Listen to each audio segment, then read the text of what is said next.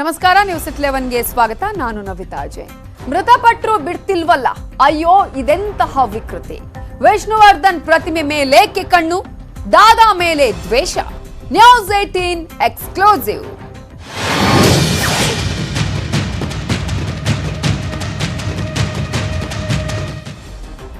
ಬೆಂಗಳೂರಿನ ಮಾಗಡಿ ರಸ್ತೆಯ toll gate ಬಳಿ ದಿವಂಗತ ಡಾಕ್ಟರ್ ವಿಷ್ಣುವರ್ಧನ್ ಪ್ರತಿಮೆ ಧ್ವಂಸ ಮಾಡಲಾಗಿದೆ. ತಡರಾತ್ರಿ ಪ್ರತಿಮೆಯನ್ನ ಧ್ವಂಸಗೊಳಿಸಿರುವ ಶಂಕೆ ವ್ಯಕ್ತವಾಗಿದೆ. ಕಿಡಿಗೇಡಿಗಳ ಕೃತ್ಯಕ್ಕೆ ಸ್ಥಳದಲ್ಲಿ ವಿಷ್ಣು ಅಭಿಮಾನಿಗಳು ಪ್ರತಿಭಟನೆಯನ್ನ ಮಾಡ್ತಾ ಇದ್ದಾರೆ. ಈ ಹಿಂದೆ ಪ್ರತಿಮೆಯನ್ನ ಇಲ್ಲಿಂದ ಕೆಲ ಕಿಡಿಗೇಡಿಗಳು ಎತ್ತೊಯ್ದಿದ್ರು. ನಂತರ ಮತ್ತೆ ಪ್ರತಿಮೆಯನ್ನ ಇಡಲಾಗಿತ್ತು. ಈಗ ರಾತ್ರೋರಾತ್ರಿ ಪ್ರತಿಮೆಯನ್ನ ಧ್ವಂಸಗೊಳಿಸುವ ಮೂಲಕ ದುಷ್ಕರ್ಮಿಗಳು ವಿಕೃತಿ ಮೆರೆದಿದ್ದಾರೆ. ಮಾಗಡಿ ರಸ್ತೆ ಪೊಲೀಸ್ ಠಾಣಾ ವ್ಯಾಪ್ತಿಯಲ್ಲಿ ಘಟನೆ ನಡೆದಿದ್ದು, ಅಭಿಮಾನಿಗಳು ಕಿಡಿಗೇಡಿಗಳನ್ನ ಪತ್ತೆ ಹಚ್ಚಿ ಬಂಧಿಸಬೇಕು ಅಂತ ಆಗ್ರಹಿಸುತ್ತಿದ್ದಾರೆ. ಜೊತೆಗೆ ಇದೇ ಸ್ಥಳದಲ್ಲಿ ಮತ್ತೆ ಪ್ರತಿಮೆ ಸ್ಥಾಪಿಸಬೇಕು ಅಂತಾನೂ ಒತ್ತಾಯ ಮಾಡ್ತಿದ್ದಾರೆ.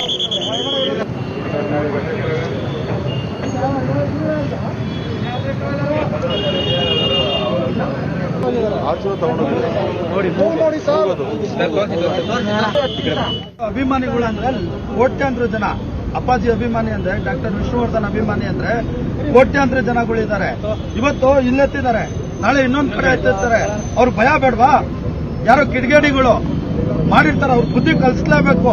ಇವತ್ತು ನಮ್ ರೋಷ ಸುಮ್ಮನೆ ಹೋಗಕ್ಕಾಗೋದಿಲ್ಲ. ನಾವು ಡಿಸಿಪಿ ಸಾಹೇಬ್ರು ಬರ್ಬೇಕು, ಡಿಸಿಪಿ ಸಾಹೇಬ್ರು ಒಪ್ಕೊಬೇಕು. ನಾವು ಇದಕ್ಕೆ ಭರವಸೆ ತಗೊಂತೀವಿ, ಕೂಡಲೇ ಬಂಧನ ಮಾಡ್ತೀವಿ, ಹಿಡ್ದಾಕ್ತಿವಿ ಅವ್ರಿಗೆ ಅಂತ. ಅಲ್ಲಿ ಗಂಟ ಈ ಜಾಗ ಕದಲೋದಿಲ್ಲ. ನಾವೇ ಕಾನೂನು ಏನು ಅಂತ ಪಾಠ ಕಲಿಸ್ತೀವಿ. ಅಭಿಮಾನಿಗಳು ಅಂದ್ರೆ ಡಾಕ್ಟರ್ ವಿಷ್ಣುವರ್ಧನ್ ಅಭಿಮಾನಿಗಳು ಅಂದ್ರೆ ಏನಂತ ತೋರಿಸ್ತೀವಿ. ನಾವೇನ್ ಸುಮ್ಮನೆ ನಿಂತಿಲ್ಲ.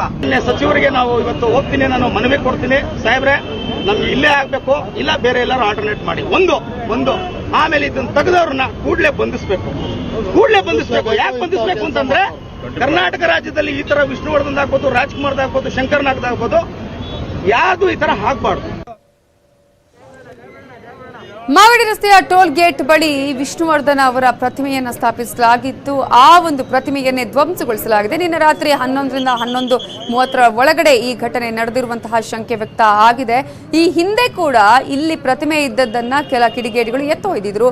ಆದ್ರೆ ಈಗ ಹಾಗಲ್ಲ, ಪ್ರತಿಮೆಯನ್ನೇ ಧ್ವಂಸ ಮಾಡಿದ್ದಾರೆ.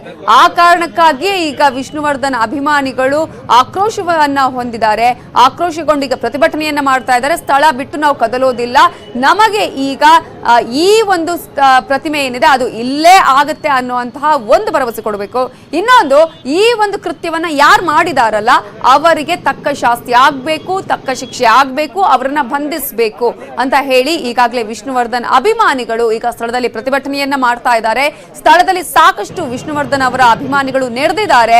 ಅಲ್ಲಿ ಏನಾಗಿದೆ, ಯಾವ ಕಾರಣಕ್ಕಾಗಿ ಆಗಿದೆ ಅನ್ನೋದ್ರ ಬಗ್ಗೆ ಕೂಡ ಪೊಲೀಸರು ಈಗಾಗಲೇ ಅಲ್ಲಿ ಪರಿಶೀಲನೆಯನ್ನ ಮಾಡ್ತಾ ಇದ್ದಾರೆ. ಎಲ್ಲಾ ಮಾಹಿತಿಯನ್ನ ಕೂಡ ಈಗ ವಿಷ್ಣುವರ್ಧನ್ ಅಭಿಮಾನಿಗಳು ಕೊಡ್ತಾ ಇದ್ದಾರೆ. ಈ ಹಿಂದೆ ಕೂಡ ಸಾಕಷ್ಟು ಒಂದು ರೀತಿಯ ವಾಗ್ವಾದದ ರೀತಿಯಲ್ಲಿ ಆಗಿತ್ತು. ಅಂದ್ರೆ ಈ ಜಾಗಕ್ಕೆ ಸಂಬಂಧಪಟ್ಟ ಹಾಗೆ ವಿವಾದ ಆಗಿತ್ತು. ಇದರ ಬಗ್ಗೆ ಡೀಟೇಲ್ಸ್ ಕೊಡೋದಕ್ಕೆ ನಮ್ಮ ರಿಪೋರ್ಟರ್ ಮುನಿರಾಜು ಈಗ ಫೋನ್ ಸಂಪರ್ಕದಲ್ಲಿದ್ದಾರೆ. ಮುನಿರಾಜು, ಈಗಾಗಲೇ ಸಾಕಷ್ಟು ಜನ ಸೇರಿದ್ದಾರೆ ವಿಷ್ಣುವರ್ಧನ್ ಅಭಿಮಾನಿಗಳು. ಸದ್ಯಕ್ಕೆ ಅಲ್ಲಿ ಈಗ ಅವರನ್ನೆಲ್ಲರನ್ನ ಕಂಟ್ರೋಲ್ ಮಾಡುವಂತಹ ಸ್ಥಿತಿ ಯಾವ ರೀತಿ ಆಗಿದೆ, ಹಾಗೇನೆ ಅವರ ಬೇಡಿಕೆಗಳು ಏನೇನೀಗ? ನವಿತಾ, ಈಗಾಗಲೇ ಇಲ್ಲಿ ಸುಮಾರು 100 ಸಂಖ್ಯೆಯಲ್ಲಿ ವಿಷ್ಣು ಅಭಿಮಾನಿಗಳು ಮತ್ತೆ ಕನ್ನಡ ಪರ ಸಂಘಟನೆ ಕಾರ್ಯಕರ್ತರು ಜಮಾಯಿಸಿರುತ್ತದೆ. ಎಲ್ಲರೂ ಸಹ ಇಲ್ಲಿ ಪ್ರತಿಮೆಯನ್ನ ಮರುಸ್ಥಾಪನೆ ಮಾಡಬೇಕು, ಮತ್ತೆ ಇದ್ದ ಸ್ಥಳದಲ್ಲೇ ಸ್ಥಾಪನೆ ಆಗ್ಬೇಕು ಅಂತೇಳಿ ಒಂದು ಒತ್ತಾಯವನ್ನು ಸಹ ಮಾಡ್ತಿದ್ದಾರೆ. ಈಗಾಗಲೇ ಪ್ರತಿಭಟನೆಯನ್ನು ಸಹ ಆರಂಭ ಮಾಡಿದ್ರು. ನಂತರ ಪೊಲೀಸರು ಅವರನ್ನ ಮನವೊಲಿಸಿ ಇಲ್ಲಿ ಯಾರು ಕಿಡಿಗೇಡಿಗಳು ಪ್ರತಿಮೆಯನ್ನ ಧ್ವಂಸಗೊಳಿಸಿದ್ರು ಅವರ ವಿರುದ್ಧ ಕ್ರಮ ಕೈಗೊಳಿಸಿ ಒಂದು ದೂರನ್ನ ದಾಖಲು ಮಾಡಿ ಅಂತೇಳಿ ಅವರನ್ನ ಪೊಲೀಸ್ ಠಾಣೆಗೆ ಕರ್ಕೊಂಡೋಗಿರುತ್ತದೆ. ಮತ್ತೆ ಅದೇ ರೀತಿ ಇನ್ನಷ್ಟು ಕನ್ನಡ ಪರ ಸಂಘಟನೆ ಕಾರ್ಯಕರ್ತರು ಸಹ ಇಲ್ಲಿ ಆಗಮಿಸಿದರೆ ಅವರು ಸಹ ಒಂದು ಪ್ರತಿಭಟನೆ ಮಾಡ್ತಾ ಇದ್ದು, ಅವ್ರು ಇಲ್ಲೇ ಪ್ರತಿಷ್ಠಾಪನೆಯನ್ನ ಪ್ರತಿಮೆಯನ್ನ ಮಾಡಲೇಬೇಕು, ಅಲ್ಲಿವರೆಗೂ ನಾವು ಇಲ್ಲಿಂದ ಜಾಗ ಖಾಲಿ ಮಾಡಲ್ಲ ಅಂತೇಳಿ ಒಂದು ಪೊಲೀಸರಿಗೆ ಒಂದು ಒತ್ತಾಯವನ್ನ ಮಾಡ್ತಿದ್ದಾರೆ. ಕಂಪ್ಲೇಂಟ್ ಏನಾದ್ರು ಮಾಡಿದಾರಾ ಈಗ ಅಲ್ಲಿ? ನವಿತಾ, ಈಗಾಗಲೇ ಈ ಪ್ರತಿಮೆ ಕುರಿತಂತೆ ಈಗಾಗಲೇ ಒಂದು ಏನು ವಿಷ್ಣು ಅಭಿಮಾನಿಗಳಿದ್ದಾರೆ ಅವರು ದೂರನ್ನ ದಾಖಲು ಮಾಡೋದಕ್ಕೆ ಪೊಲೀಸ್ ಠಾಣೆಗೆ ಹೋಗಿದ್ದಾರೆ. ಅವರು ಯಾರು ಕಿಡಿಗೇಡಿಗಳು ರಾತ್ರಿ ಒಂದು ಪ್ರತಿಮೆಯನ್ನ ಧ್ವಂಸ ಮಾಡಿದ್ರು ಅಂತವರಿಂದ ಕಾನೂನು ರೀತಿಯ ಶಿಕ್ಷೆ ಆಗ್ಬೇಕು, ಮತ್ತೆ ಪ್ರತಿಮೆಯನ್ನ ಪುನಃ ಸ್ಥಾಪನೆ ಮಾಡ್ಬೇಕು ಅಂತೇಳಿ ಒಂದು ಒತ್ತಾಯವನ್ನ ಮಾಡಿ ದೂರು ಕೊಡೋದಕ್ಕೆ ಹೋಗಿರೋದು. ಪೊಲೀಸರು ಈಗಾಗಲೇ ಅವರನ್ನ ಮನವೊಲಿಸಿ ಕರ್ಕೊಂಡು ಹೋಗಿದ್ದಾರೆ. ಆದ್ರೆ ಕನ್ನಡ ಪರ ಕಾರ್ಯಕರ್ತರು ಏನಿದ್ರೆ ಅವರು ಇವತ್ತೇ ಈ ಒಂದು ಪ್ರತಿಮೆಯನ್ನ ಸ್ಥಾಪನೆ ಮಾಡ್ಬೇಕು ಅನ್ನೋ ರೀತಿಯಲ್ಲಿ ಒಂದು ಪ್ರತಿಭಟನೆಯನ್ನು ಸಹ ಮಾಡ್ತಾ ಇದ್ದಾರೆ. ನವಿತಾ, ಓಕೆ, ಈಗ ಕಂಪ್ಲೇಂಟ್ ಕೂಡ ರಿಜಿಸ್ಟರ್ ಆಗಿದೆ. ಇನ್ನೊಂದು ಕಡೆ ಈಗಾಗಲೇ ಪೊಲೀಸರು ಯಾವ ರೀತಿಯಾಗಿ ಈಗ ಏನಾಗಿದೆ ಅನ್ನೋದ್ರ ಬಗ್ಗೆ ತನಿಖೆಯನ್ನ ಮಾಡೋದಕ್ಕೆ ಏನಾದ್ರೂ ಸಿಸಿಟಿವಿ ಫುಟೇಜ್ ಗಳನ್ನ ಚೆಕ್ ಮಾಡುವಂತದ್ದು ಏನಾದ್ರೂ ಆ ತರದ್ದು ಪ್ರಗತಿ ಆಗ್ತಾ ಇದೆಯಾ, ಹೇಗೆ? ನವಿತಾ, ಈಗಾಗಲೇ ಈ ಒಂದು ಇದು ದೊಡ್ಡ ಸರ್ಕಲ್ ಆಗಿರೋದ್ರಿಂದ ಸರ್ಕಲ್ ನಲ್ಲಿ ಒಂದು ಸಾಕಷ್ಟು CCTV ಫುಟೇಜ್ ಇದೆ. ಅವೆಲ್ಲವನ್ನು ಸಹ ಸಂಗ್ರಹ ಮಾಡಿ ಯಾರು ಮಾಡಿದ್ದಾರೆ ಮತ್ತೆ ಯಾವ ಉದ್ದೇಶದಿಂದ ಈ ರೀತಿಯಾಗಿ ಪ್ರತಿಮೆನ ಧ್ವಂಸ ಮಾಡಿದ್ದಾರೆ ಅನ್ನೋದ್ರ ಬಗ್ಗೆ ಒಂದು ತನಿಖೆಯನ್ನು ಸಹ ಕೈಗೊಂಡಿರುವಂತದ್ದು. ಈಗಾಗಲೇ ವಿಜಯನಗರ ACP ಮತ್ತೆ 3 ಇನ್ಸ್ಪೆಕ್ಟರ್ ಸ್ಥಳದಲ್ಲಿ ಮೊಕ ಮೂಡಿದ್ದಾರೆ. ಯಾಕಂದ್ರೆ ಅಭಿಮಾನಿಗಳು ಮತ್ತೆ ಕನ್ನಡ ಕಾರ್ಯಕರ್ತರು ಇರೋದ್ರಿಂದ ಒಂದು ಪರಿಸ್ಥಿತಿಯನ್ನ ಕಂಟ್ರೋಲ್ ಮಾಡೋ ಸಲುವಾಗಿ ಹೆಚ್ಚಿನ ಒಂದು ಪೊಲೀಸರನ್ನ ನಿಯೋಜನೆ ಮಾಡಿ ಒಂದು ತನಿಖೆಯನ್ನ ಕೈಗೊಂಡಿದ್ದಾರೆ ನವಿತಾ. ಅಂದ್ರೆ ಈಗ ವಿಷ್ಣುವರ್ಧನ್ ಅಭಿಮಾನಿಗಳು ಹಾಗೆ ಕನ್ನಡ ಪರ ಸಂಘಟನೆಯವರು ಕೂಡ ಅಲ್ಲಿ ಸೇರಿದ್ದಾರೆ. ಸೊ ಎಲ್ಲರೂ ಕೂಡ ಈಗ ಬೇಡಿಕೆಯನ್ನ ಇಟ್ಟಿರೋದು ಒಂದು, ಯಾರ್ಯಾರು ಈ ಕೃತ್ಯ ಮಾಡಿದರೋ ಅವರಿಗೆ ಶಿಕ್ಷೆ ಆಗ್ಬೇಕು, ಇನ್ನೊಂದು ಈ ಪ್ರತಿಮೆ ಇಲ್ಲೇ ಮತ್ತೆ ಮರುಸ್ಥಾಪನೆ ಆಗ್ಬೇಕು ಅನ್ನುವಂಥದ್ದು. ಆ ನಿಟ್ಟಿನಲ್ಲಿ ಏನೇನು ಆಗ್ತಾ ಇದೆ ಈಗ ಅಲ್ಲಿ ಬೆಳವಣಿಗೆ?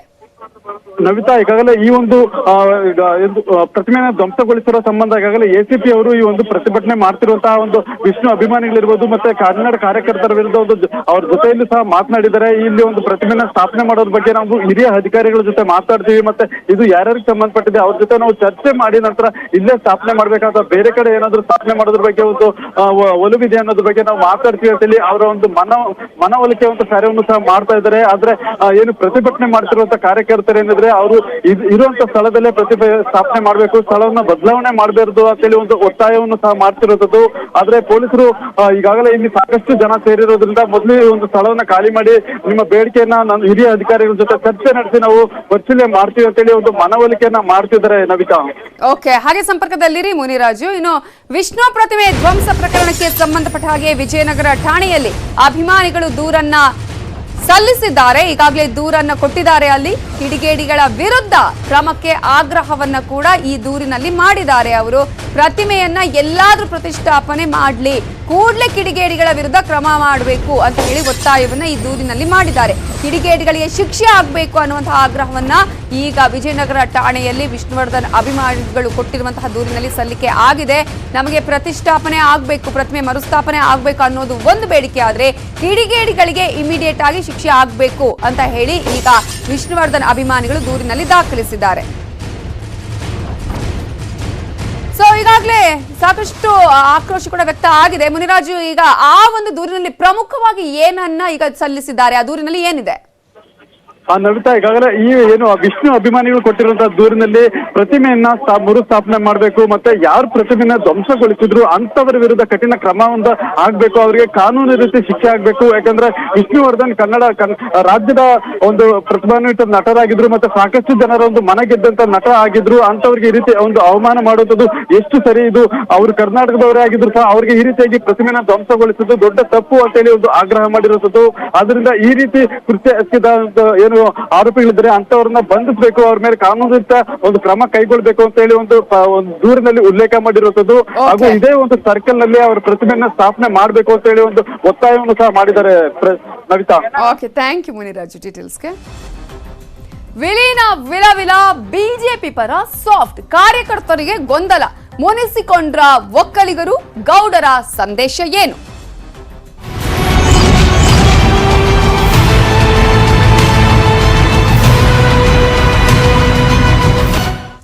ಬಿಜೆಪಿಯಲ್ಲಿ ವಿಲೀನವಾಗುತ್ತಾ ಜೆಡಿಎಸ್? ಸಿದ್ದರಾಮಯ್ಯವರ ಆರೋಪಕ್ಕೆ ಇವತ್ತು ಮಾಜಿ ಪ್ರಧಾನಿ HD ದೇವೇಗೌಡರು ಸ್ಪಷ್ಟನೆಯನ್ನ ನೀಡಲಿದ್ದಾರೆ.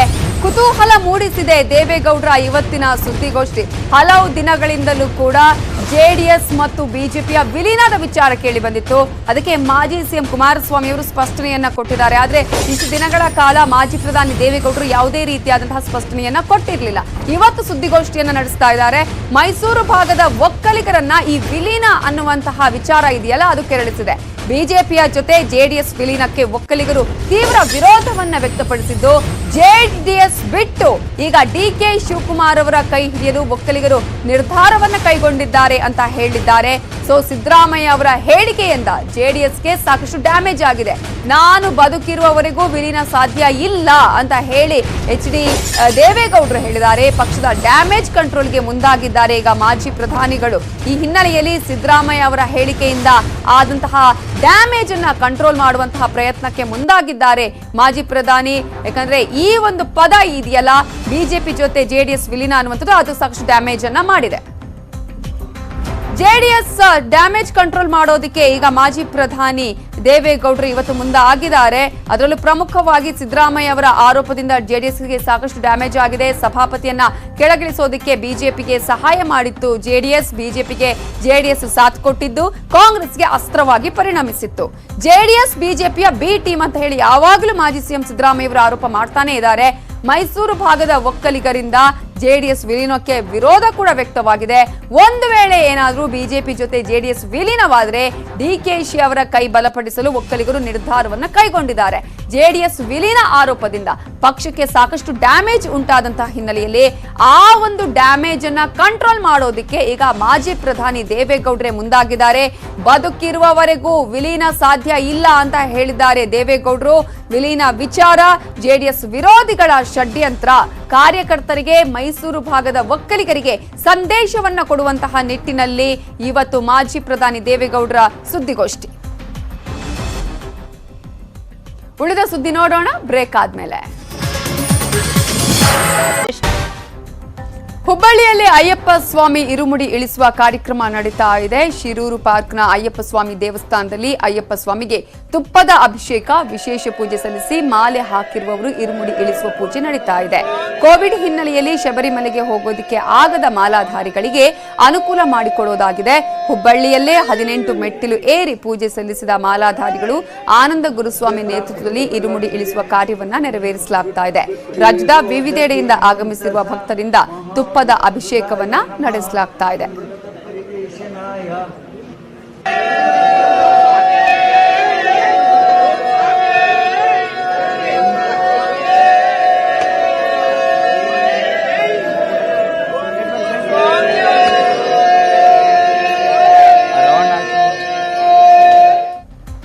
ಈಗ ಒಂದು ಚಿಕ್ಕ ಬ್ರೇಕ್ ಆದ್ಮೇಲೆ ಉಳಿದ ಸುದ್ದಿ.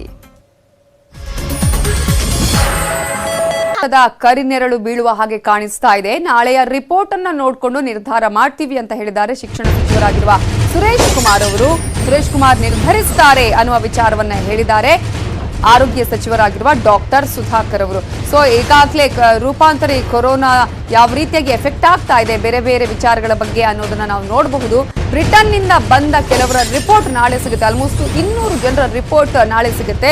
ಸೊ ಇವೆಲ್ಲವನ್ನ ನೋಡಿಕೊಂಡು ಮತ್ತೆ ಸಭೆಯನ್ನ ಮಾಡ್ತಾರೆ. ಸಭೆಯಲ್ಲಿ ಸುರೇಶ್ ಕುಮಾರ್ ಅವರು ನಿರ್ಧಾರವನ್ನ ಕೈಗೊಳ್ತಾರೆ ಅನ್ನುವ ವಿಚಾರವನ್ನ ಆರೋಗ್ಯ ಸಚಿವರಾಗಿರುವ ಡಾಕ್ಟರ್ ಸುಧಾಕರ್ ಹೇಳಿದ್ದಾರೆ. ಜನವರಿ 1ರಿಂದನೇ SSLC ಹಾಗೇನೆ ಸೆಕೆಂಡ್ PU ಕ್ಲಾಸ್ಗಳು ಆರಂಭ ಆಗುತ್ತೆ ಅಂತ ಸರ್ಕಾರ ಇನ್ನೂ ಕೂಡ ಅದೇ ತೀರ್ಮಾನದಲ್ಲಿದೆ. ಆದ್ರೆ ರೂಪಾಂತರಗೊಂಡಂತಹ ಈ ಒಂದು ಕೊರೋನಾದಿಂದಾಗಿ ಶಾಲೆಗಳು ಆರಂಭ ಆಗುತ್ತಾ ಇಲ್ವಾ ಅನ್ನುವಂತಹ ಗೊಂದಲ ಕೂಡ ಇದೆ.